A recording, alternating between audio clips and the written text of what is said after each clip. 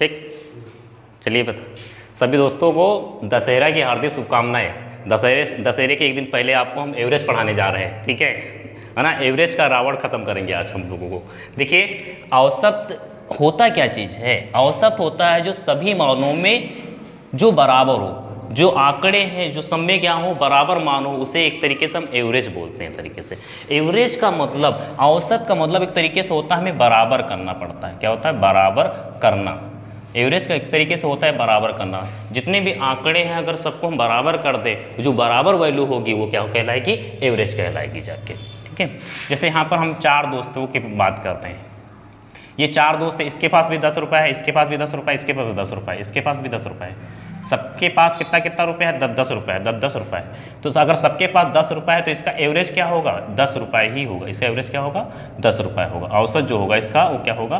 10 रुपये होगा। ठीक। और अगर यही चारों दोस्तों के पास, यही ABCD, यही चारों दोस्तों के पास, इसके पास 2 रुपये होता है, इसके पास 4, इसके पास 6, इसके पास 8, यहाँ पर रुपया क्या है? सबका अलग अलग है। तो अब इसका रुपया हम बराबर करेंगे। अगर जो बराबर वैल्यू आएगी वही क्या कहलाएगी? मेरा औसत कहलाएगी। तो आप कैसे बराबर कर सकते हैं? इनसे चारों रुपये से जिनके सबके रुपया जोड़ लीजिए। 2 4 6 6 12 12 8 कितना हो जाएगा? 20। सबके रुपया क्या कर दें? हम जोड़ दें, सबके रुपया जोड़ दें। और कितने लोग हैं? 4 दोस्त हैं। 1 2 3 4, 4 से क्या करते हैं? हम भाग करते हैं। तो अब 4 से अगर भाग करते तो कितना आ जाएगा? 5। ये मेरा क्या कहलाएगा? औसत कहलाएगा। क्या कहलाएगा? औसत कहलाएगा। ठीक है। तो औसत का मतलब आपने क्या समझा? औसत का मतलब है जितने पदों का योग। ठीक है, हमने क्या किया? सभी पदों को जोड़ दिया, सभी पदों का योग बटे पदों की संख्या। क्लियर हुआ? मतलब औसत का जो फार्मूला बना जा करके, क्योंकि ये फार्मूला है, ये कंडीशन है, ये करना ही पड़ेगा। औसत का होता है सभी पदों का योग बटे पदों की संख्या। ये बराबर करने के लिए ऐसा करना ही पड़ेगा। सबको जोड़ोगे और जितने लोग हैं उससे क्या कर दोगे? भाग कर दो, तो एवरेज निकल आएगा। सिंपल सी बात है ये फार्मूला। इसलिए सभी पदों का योग बटे पदों की संख्या। और कर लेते हैं समांतर श्रेणी की बात कर लेते हैं।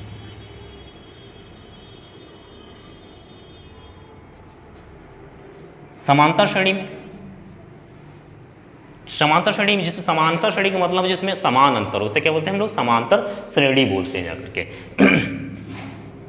जैसे देखिए हम 3 8 8,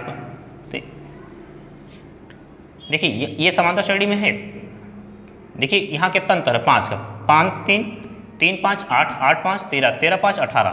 ये किस श्रेणी में? समांतर श्रेणी। इसे बोलते हैं समांतर श्रेणी का मतलब जिसमें समान अंतर हो। जैसे आप देखिए लिखे 2 4 6 8 10, ये सभी कितना का अंतर है? 2 2 का अंतर है। ठीक है, तो ये समांतर श्रेणी में कहलाएंगे। जैसे हमने लिख दिया 0 1 2 3 4, ये भी किससे? सब में कितने कितने अंतर है? 1 का अंतर। 0 के बाद 1 आता है, 1। ठीक है, एक एक जोड़ 2 3 4, ये लगातार संख्याएं हैं। लगातार संख्याएं भी समांतर श्रेणी में आती हैं। जैसे हमने लिख दिया 5 10 15 20 25, ये भी क्या है? समांतर श्रेणी में। ठीक है, तो समांतर श्रेणी अगर आपने पता कर दिया कि समांतर श्रेणी में आप ये, अगर समांतर श्रेणी पता हो गई तो समांतर श्रेणी का अगर आप औसत बात करें, समांतर श्रेणी में अगर औसत की बात करेंगे हम, तो समांतर श्रेणी का जो औसत होता है बीचों बीच की संख्या होती है। बीचों बीच की संख्या, या आप प्रथम पद प्लस अंतिम पद, कितने पदों को जोड़ रहे हैं? पहला और आखिरी जोड़ है, 2 ही पद जोड़ है तो 2 से भाग कर देंगे आप। ठीक है, या तो आप बीचों बीच की संख्या, अगर समांतर, पहले आप चेक कर लोगे, अगर समांतर श्रेणी है, समांतर श्रेणी का अगर आपको औसत निकालना है तो बीचों बीच की संख्या बता दो। अगर बीच की संख्या पता हो तो बता दोगे आप। या तो फिर आप प्रथम पद और अंतिम पद जोड़ के क्या करते? 2 से भाग। 2 से क्यों भाग करते? कि 2 ही तो पद, पहला और अंतिम जोड़ेंगे 2। जितने पदों का क्या होता है फार्मूला? पदों के बटे पदों की संख्या, जितने पद जोड़ोगे उससे क्या करोगे? भाग करोगे। या प्रथम पद और अंतिम पद जोड़ के क्या कर दोगे? आधा कर दोगे। या आप ये भी फार्मूला लगा सकते हो, पदों का योग बटे पदों की संख्या। ये भी फार्मूला हम लगा सकते हैं। अब जैसे यहाँ पे बात करते हैं, जैसे हमने कहा था ये समांतर श्रेणी में है। अगर समांतर श्रेणी में है तो आप बीचों बीच की संख्या भी बता सकते हो। अगर आपसे अगर 8 और 13 जैसे आप यहाँ पर नहीं आपको नहीं समझ में आ रहा है कि 8 और 13 के बीच क्या पड़ेगा, तो आप सिंपल सी बात ये फॉर्मूला लगा दीजिए, प्रथम पद और अंतिम पद जोड़ के आधा कर लीजिए। तो 3 और 8 कितना हो जाएगा, 3 18 कितना हो जाएगा, 3 18 21 हो जाएगा। 3 18 21 के क्या कर देंगे, 2 से भाग करेंगे। 3 और 18 को जोड़ रहे हैं ना, तो क्या कर देंगे 2 से भाग, तो 21 का आधा 10.5 हो जाएगा। तो इसका औसत क्या हो जाएगा, 10.5 हो जाएगा। देखिए ठीक है। उसी तरीके से अगर ये क्वेश्चन आप करना चाहते हो तो आप इसमें देखो सबसे बीचों बीच संख्या कौन है तुम्हारी, 6, तो इसका एवरेज क्या हो जाएगा, 6 हो जाएगा। या आप ये फार्मूला भी लगा सकते हो, प्रथम और अंतिम जोड़ के आधा कर सकते हो। प्रथम और अंतिम जोड़ के आधा, 2 और 10 कितना हुआ, 12, 2 10 कितना हुआ, 12, 12 का आधा कितना हो जाएगा, 6 हो जाएगा। जैसे आप इसका एवरेज बताना है तो चाहे इसको जोड़ के क्या कर सकते हो, आधा कर सकते हो। 0 और 4 जोड़ोगे तो कितना आएगा, 4, 4 का आधा कितना हो जाएगा, 2, 4 का आधा कितना हो जाएगा, 2 हो जाएगा। तो इसका एवरेज क्या आएगा, 2 आएगा, क्योंकि बीच में क्या पड़ रहा है, 2। या पहला और आखिरी जोड़ के भी आधा कर सकते हो, या बीच की संख्या भी बता सकते हो आप करके। जैसे इस क्वेश्चन की बात करें तो इसका एवरेज क्या होगा, 15 होगा। या आप पहला और या आखिरी जोड़ के लिए 5 और 25 कितना हुआ, 30 का आधा कितना हुआ, 15 हुआ। तो आपने क्या समझा कि अगर समांतर श्रेणी है तो उसका बीचों बीच की संख्या क्या होगी, औसत होगी। या प्रथम पद और अंतिम पद जोड़ के भी हम क्या कर सकते हैं, आधा कर सकते हैं, वो भी औसत होगी। या पदों का योग बटे पदों की संख्या लगा दें तब भी वो आंसर एवरेज ही देगा जा करके। ठीक, 1 से 100 तक इसमें 3 क्वेश्चन बनाता है। 1 से 100 तक अगर आपसे पूछा जाए सभी धनात्मक पूर्णांक का औसत, सभी धनात्मक पूर्णांकों का औसत, ठीक है। तो अगर या यहाँ से 3 क्वेश्चन बनते हैं, या वो बना सकता है सभी सम संख्याओं का औसत,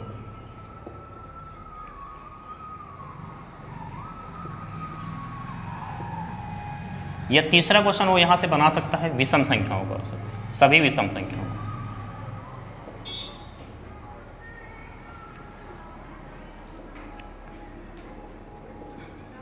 सभी विषम संख्याओं का औसत 3 क्वेश्चन यहां से पेपर में बना सकते हैं कि 1 से लेकर 100 तक की सभी धनात्मक पूर्णांकों का औसत, 1 से लेकर 100 तक की सभी सम संख्याओं का औसत, 1 से लेकर 100 तक सभी विषम संख्याओं का औसत। अगर देखिए सभी धनात्मक पूर्णांकों का औसत पूछ रहा है तो धनात्मक पूर्णांक कहाँ से 1 शुरू होगा, 1 के बाद 2 आएगा, 2 के बाद 3 आएगा, देखो फिर 4 आएगा, फिर 5 आएगा। इस तरीके से कहाँ तक जाएंगे हम, 100 तक जाएंगे। कहाँ तक जाएंगे, 100 तक जाएंगे। तो बस वही फार्मूला लगा देंगे हम, बीच की संख्या पता करने में दिक्कत होगी, क्या कर देंगे हम, प्रथम पद और अंतिम पद जोड़ के आधा। तो 100 और पहला पद क्या है, 1 है, 1 और 100 जोड़ के क्या कर देंगे, आधा कर, 101 के आधा कितना हो जाएगा, 50.5। ठीक, उसी तरीके से अगर हम सम संख्याओं को बताना चाहते हैं औसत, क्या बताना चाहते हैं, सम संख्याओं को। सम संख्याओं का औसत बताने के लिए सम संख्या, देखिए 1 से लेकर 100 तक सम संख्याओं का औसत पूछ रहा है, तो क्या एक जो है सम संख्या है, नहीं, ये सम संख्या स्टार्ट कहाँ होगी, 2 से होगी, 2 के बाद 4, फिर 6, डॉट डॉट डॉट कहाँ तक जाएंगे, 100 तक जाएंगे। क्योंकि 100 क्यों ले रहे हैं, क्योंकि 100 एक सम संख्या है। 1 को क्यों नहीं लिया गया कि एक सम संख्या नहीं है, 1 के बाद 2 पड़ती, 2, 4, 6 ये सम संख्या होती है, 100 भी एक सम संख्या है। तो बस वही तरीका, पहला और आखिरी जोड़ लीजिए, पहला आखिरी जोड़ो कितना आ जाएगा, 102, और 102 का आधा कर दोगे कितना आ जाएगा, 51 आ जाएगा। तो 1 से लेकर 100 तक सभी सम संख्याओं का औसत कितना होता है, 51 होता है। अगर हम विषम संख्याओं की बात करें तो अब विषम संख्या की जब बात करेंगे 1 से लेकर 100 तक सभी विषम संख्याओं का औसत, तो विषम संख्या कहाँ से स्टार्ट होती है, 1 से स्टार्ट होती है, 1, 3, 5 डॉट डॉट।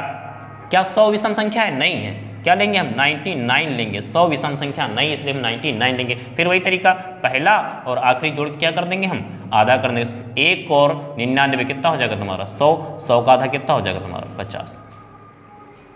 ठीक, इस तरीके से हम क्वेश्चन करोगे। अच्छा, एक चीज़ और देखना, हम बताना ये चाहते हैं आप लोगों के कि ध्यान सुनना मेरे, 1 से लेकर 100 तक कितनी सम संख्याएं होती हैं, 50। कितनी होती हैं, 50। 1 से लेकर 100 तक 50 सम संख्याएं होती हैं। तो जितनी सम संख्याएं होती हैं उनमें से 1 बढ़ा दो, क्या आ जाता है, एवरेज निकल आता है। 1 से लेकर 100 तक कितनी विषम संख्याएं होती हैं, 50। तो जितनी विषम संख्याएं होती हैं उतना ही एवरेज होता है, उतना ही एवरेज होता है। इस लाइन को हम दोबारा बताना चाहते हैं, हम बताना ये चाहते हैं, जैसे हम बात करते हैं कि 1 से लेकर के 70 तक की बात करते हैं, तो 1 से लेकर 70 तक की बात करें तो पहला अगर हम सम संख्या की औसत पूछे से,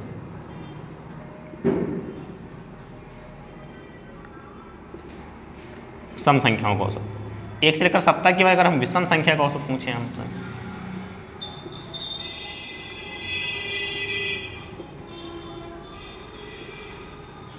विषम संख्याओं का औसत, तो 1 से लेकर 70 तक की अगर सम संख्याओं का औसत, तो सम संख्याओं का औसत पूछ रहा है, तो आप इसे बस वही तरीका है, 2 से शुरू हो करोगे, कहाँ तक जाओगे, 70 तक जाओगे, तो 2 और 70 जोड़ के क्या कर दोगे तुम, आधा कर दोगे, और 2 70 जोड़ोगे कितना हो जाएगा तुम्हारा 72, 72 का आधा कितना हो जाएगा 36 हो जाएगा। या आप ऐसे भी कर सकते हो, 1 से लेकर 70 तक, 1 से लेकर के 70 तक कितनी सम संख्याएं होंगी, 35 सम संख्या होंगी, और 35 ही क्या होंगी आपकी विषम संख्याएं होंगी।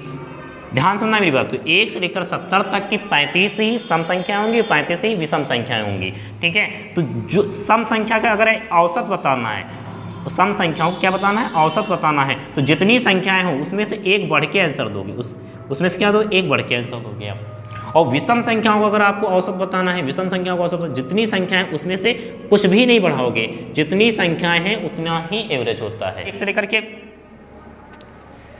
80 तक, तो अगर 1 से लेकर 80 तक बोले तो 80 में आधे आधे का बंटवारा होगा, 40 क्या होंगी तुम्हारी सम होंगी, और 40 क्या होंगी विषम होंगी, ठीक है। तो अगर ये 40 सम संख्या है तो इनका औसत क्या होगा 41, एक बढ़ के हो जाएगा, और अगर 40 विषम संख्या है तो इनका औसत क्या होगा 40 होगा। लेकिन ध्यान देना, ये कंडीशन किस लिए लागू हो, जब वो चीज़ 1 से शुरू हो या प्रथम से शुरू हो, उसके लिए कंडीशन लागू हो जाती है, ठीक है। 9 के प्रथम 5 गुणजों का औसत, तो 9 के प्रथम, गुणज का मतलब होता है पहाड़ा, 9 का पहाड़ा 5 तक लिखेंगे आप, ठीक है। 9 के प्रथम 5 गुणज लेने हैं आपको, तो पहला होगा 9, 9 दूनी 18, 9 त्रिक 27, 9 चौक 36, 9 पचे 45, ये 5 गुणज हो गए।